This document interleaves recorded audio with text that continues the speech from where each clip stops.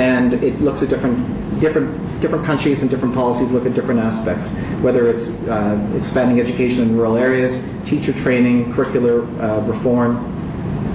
So ICTs are everywhere. So we need to understand basically we need to measure them better because we want to know what's going on. So what do we mean by ICTs? Well, we look at radio, we look at television, we look at computer, we look at internet. This is, of course, developing and changing and evolving, and we're cognizant of that. Our partners include, of course, the TAG organization.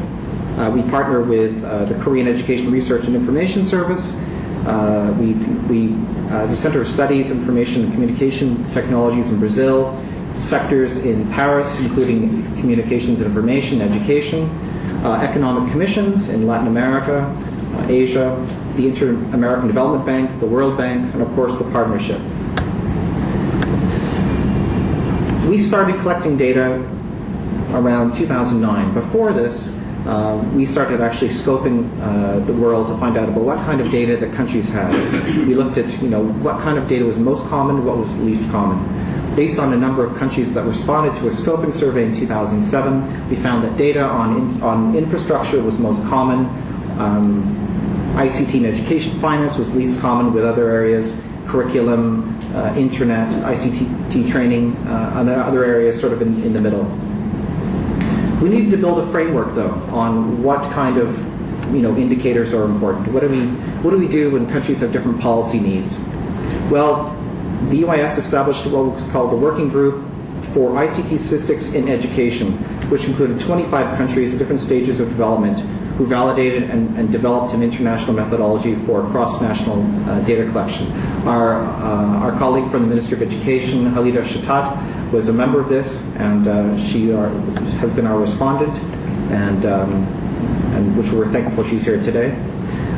Characteristics of good indicators. Well, they need to be relevant, they need to be easily measurable, they need to be interpretable, they need to be stable, consistent. We need to be able to disaggregate them by gender, by public, by sector, by educational level, and of course they need to be valid, have rigor. They need to be low cost and easy to collect. These are the initial core indicators. They involve looking at proportions of schools with using radios, with televisions, computers. We look at internet connectivity. By type, we look at general internet versus broadband. We look at proportion of teachers that are ICT qualified, that they are able to teach children how to use computers. And of course, we also look at, as a basic reference indicator, we look at proportion of schools that have electricity, because if they don't have electricity, then we're sort of more challenged. Basically, from a pilot study, there were two previous publications prior to this. There was the joint IT UNESCO WHO UNDESA report, and of course the UNESCO Inclusive Knowledge Societies, which are available online. And I brought copies of the manual today. We have a manual that helps statisticians understand what the indicators are, how to interpret them, and I left copies over by the corner. And it's available in English and Arabic. And it covers the 10 core indicators as well as 43 other indicators, including political commitment, infrastructure, teaching staff, and other areas. This just shows what the actual guide contains. It shows you what the statistical definitions are, the purpose, data requirements, interpretation. So the Arab States Regional Questionnaire. So we get into the core of the presentation. Well, there was regional interest to monitor the integration of ICTs in education. Partners, of course, we worked with TAG.org and the UNESCO Communications and Information Sector. The countries were Egypt, Jordan, Oman, Palestine, and Qatar. The questionnaire was completed in 2012, and the report is released in 2013.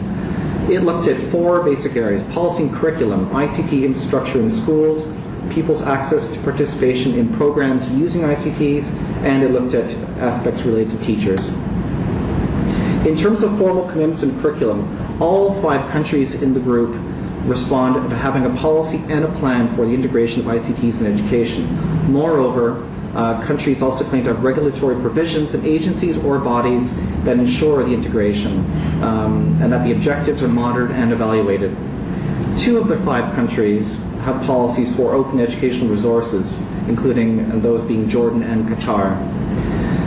In terms of curriculum, curriculum requirements for computer skills occur in primary education in Jordan, Oman, and Qatar, while these only emerge in secondary education in Egypt and Palestine.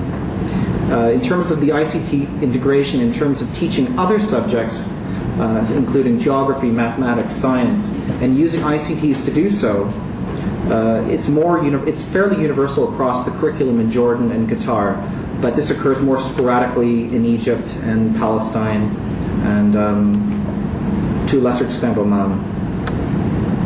Basic infrastructure in primary and secondary schools. Basically, electricity is universal in all countries, but the percentage of telephone communication facilities are less than universal, being a little bit lower in Egypt and Jordan. However, since electricity is universal, the absence of ICTs therefore cannot be attributed to a lack of electricity. Learner-to-computer ratio. This basically measures the aggregate level of computer resources available in a country. It does not take into consideration, of course, differences between schools or differences between regions. However, it shows this is sort of a measure of the number of children on average that share a single computer in a country. What we see is that it is it is relatively quite low in Qatar, Jordan, Oman, a little higher in Palestine, a little higher in Egypt, very, very, very high at the primary level in Egypt.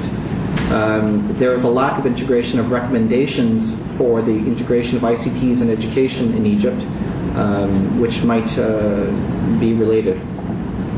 So there's 120 students. This, of course, doesn't take into account also sectoral differences, and there are differences between private and public sectors. However, if you take